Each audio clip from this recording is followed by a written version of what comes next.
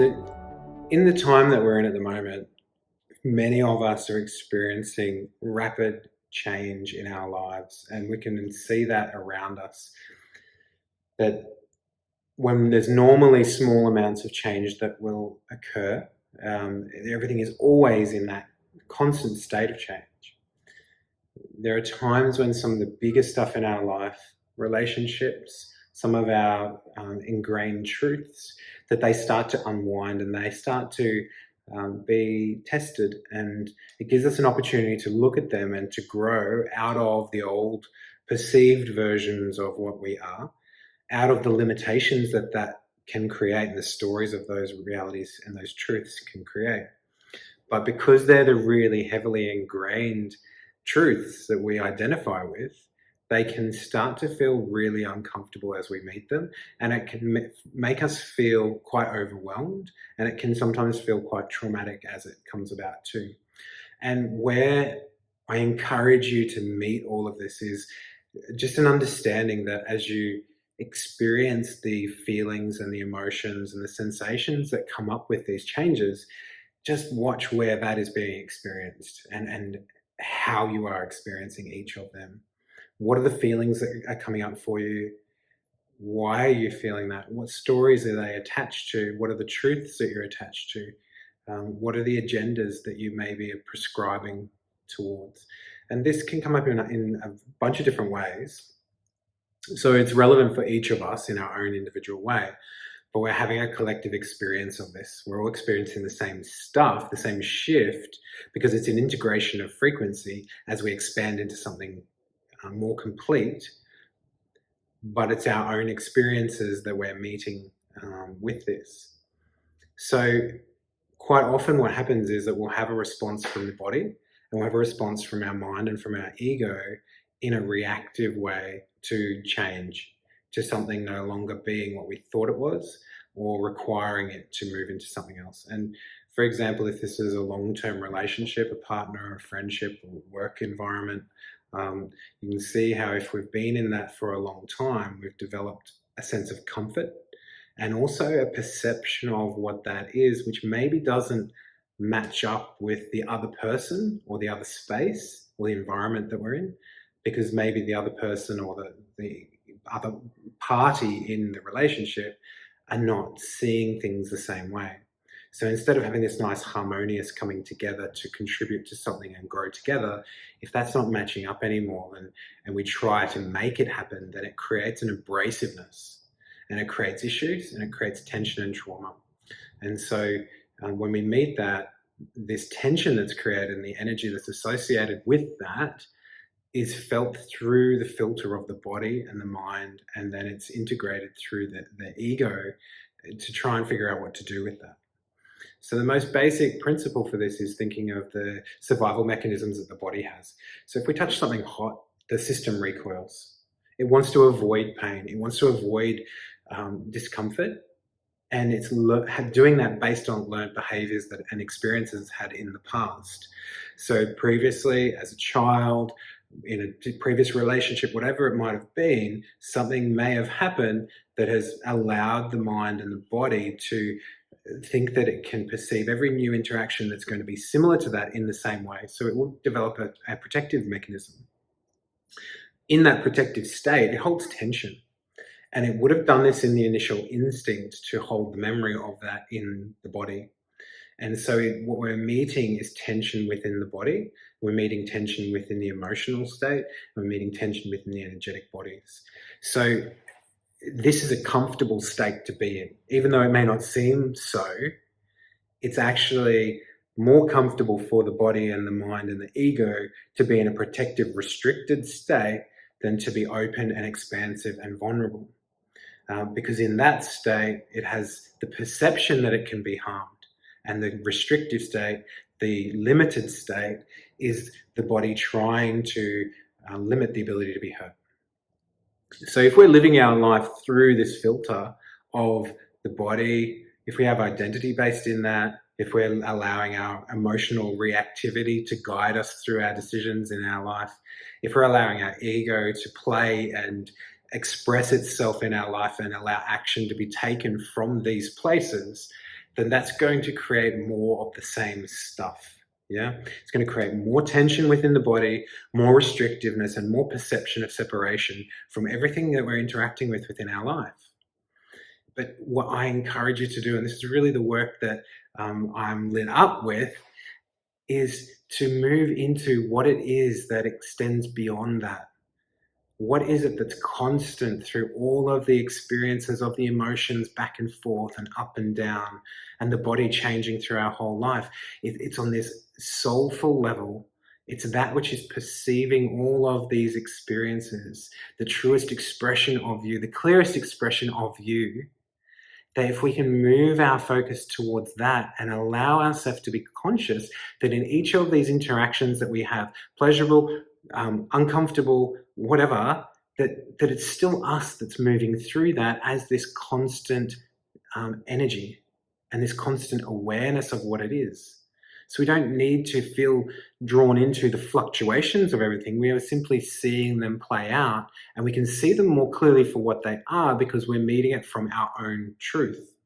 So then we can see the responsiveness. Maybe if I'm overreacting to something, or if I'm being irrational in a relationship, or if I have high expectations, or I'm being judgmental, as the emotional, as the body, as the mental state, if that is what's playing out and that's the action that's taken place in your life or in my life, I can see that much easier, much clearer, because we're using the reference of this clear state, the reference of who I truly am, the awareness of what's playing out.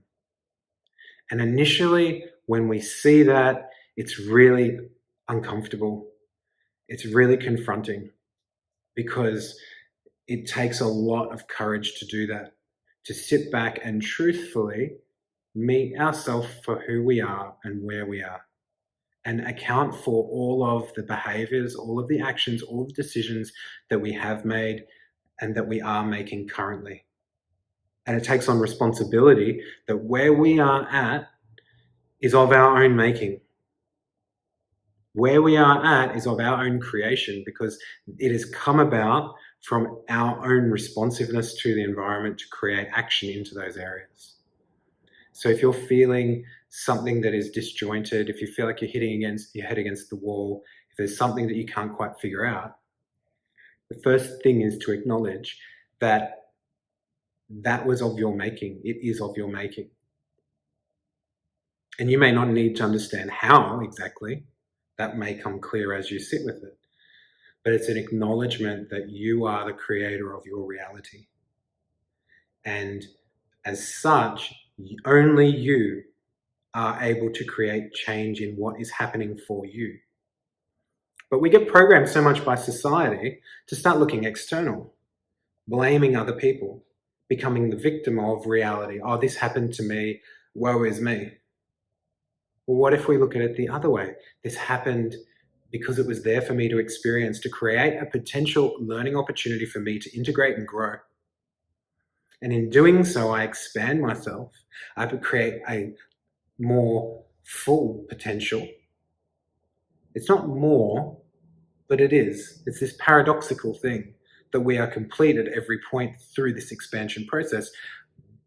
But as we do that, we essentially are able to integrate more and more and more. But at every point, we are whole.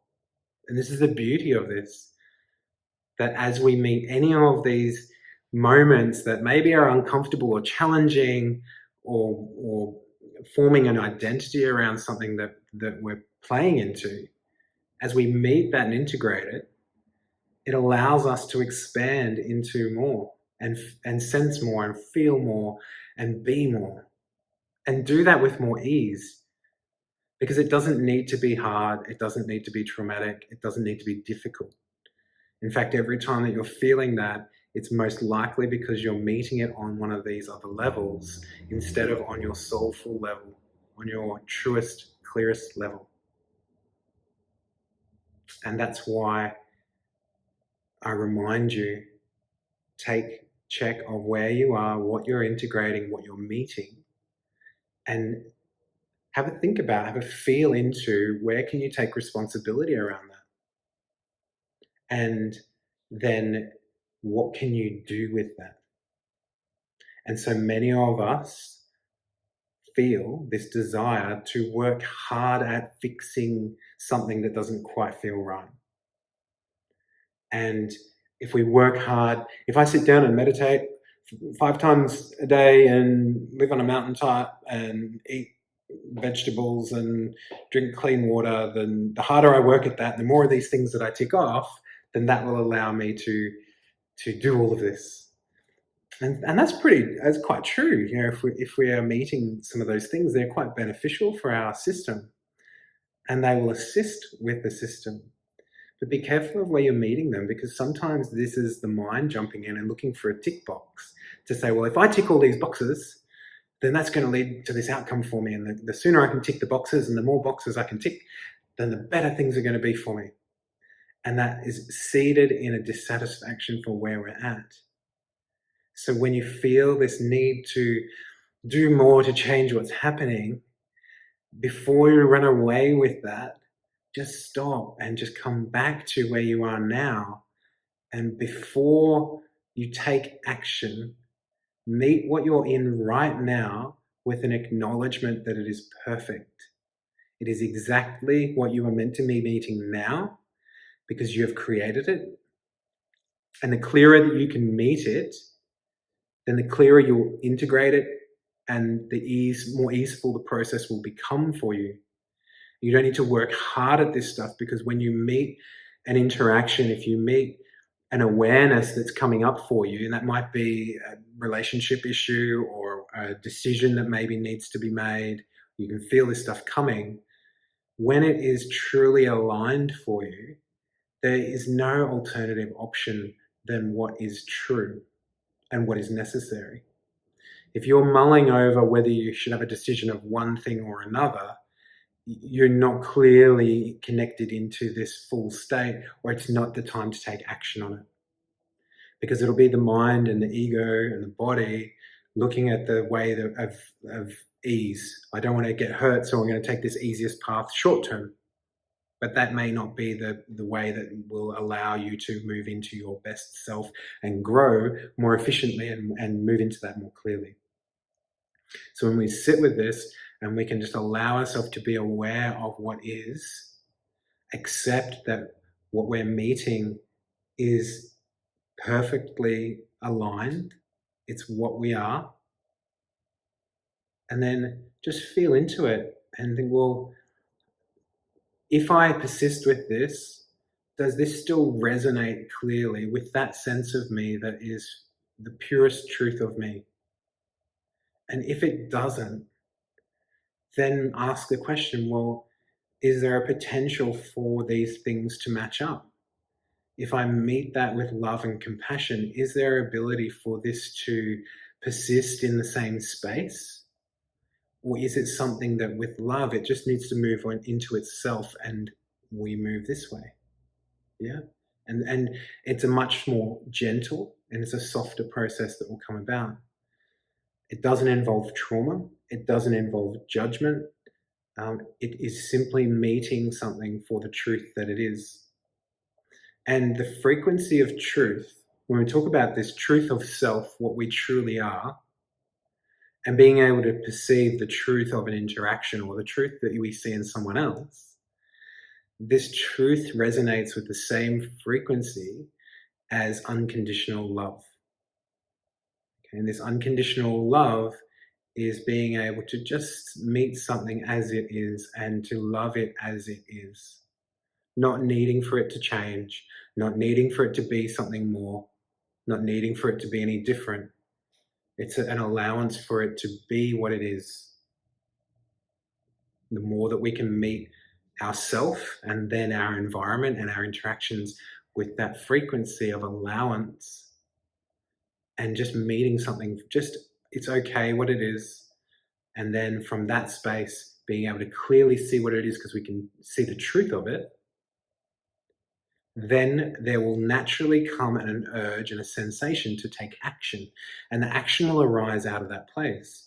And it won't need to have a decision made around it. It will just be, this is what needs to happen. I need to move over to here. I feel the need to express myself in this way. This is the direction that I'm moving in. Off we go. And it's a gentle process. There's no working hard at it. There's no busyness involved in it. So as we're integrating all these frequencies, understand that you are not alone. We are all doing this in our own way, but we're doing it collectively. But please, I encourage you, come back to that awareness of what you truly are. Try not to get dragged too much into the stories of what is playing out. You can acknowledge the stories. You can acknowledge the tension. You can acknowledge the resistance. But as soon as you're aware of that, you're holding a different perspective.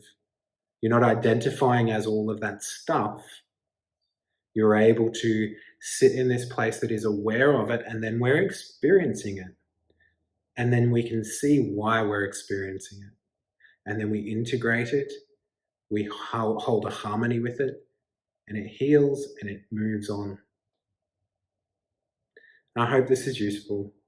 If you have questions, please ask away in the comments. If you resonate with this message, let me know. I hope that it is supportive. I love you. We'll see you soon. Bye.